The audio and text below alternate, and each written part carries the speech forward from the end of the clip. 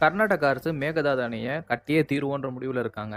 ஏன் இந்த முடிவுலயே இருக்காங்கன்றத டீட்டெயிலா பார்க்கலாம். இது மாதிரியான மோர் கன்டென்ட்க்கு மறக்காம ஃபாலோ பண்ணிக்கோங்க. பெங்களூர்ல ஆல்ரெடி வாட்டர் ஸ்கார்சிட்டி போகுது. அப்புறம் அவங்களுக்கு நெறைய கரண்ட் தேவைப்படுது. ஸோ இந்த டேம் கட்டுனாங்கன்னா, அவங்க கரண்ட் பிளஸ் வாட்டர் இது 2மே எடுத்துக்கலாம் அப்படின்ற ஐடியால தான் பண்றாங்க. சரி, இப்ப தமிழ்நாட்டுக்கு என்ன பிரச்சனைன்றத பார்க்கலாம். அங்க வர தண்ணிய டேம் போட்டு கட்டிட்டாங்கன்னா, எல்லாத்தையும் தேக்கி வச்சுப்பாங்க. அவங்களோட தேவைக்கு போக தான் உபரி நீர தான் நமக்கு தொறந்து விட வாய்ப்பு நெறைய இருக்கு. இதனால தமிழ்நாடே ஒரு வறட்சி மாநிலமா ஆக நெறைய வாய்ப்பு இருக்கு. ஏன்னா, காவேரி ஆத்த நம்பி தான் பல விவசாய குடும்பங்கள் இருக்கு. இங்க டெல்டா மாவட்டங்கள் ஃபுல்லா அப்படிதான் நடந்துட்டு இருக்கு இப்போ வரையும். மேகதாது அணை வரதுக்கு முன்னாடியே ஏற்கனவே நம்ம தண்ணி வாங்குறதுக்கு அவ்வளோ கஷ்டப்பட்டுட்டு இருக்கோம் அவங்க கிட்ட இருந்து.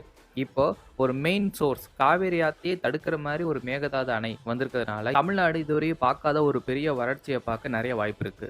நம்ம தமிழ்நாட்டு இயற்கைய அழிச்சு, நிலக்கரிய எரிச்சு, காத்த மாசுபடுத்தி, கரண்ட்ட உருவாக்கி இந்தியாவுக்கு முழுசா குடுக்குறோம், கர்நாடகாவுக்கும் குடுக்குறோம். ஆனா, தண்ணீன்றது ஒரு அடிப்படை தேவை.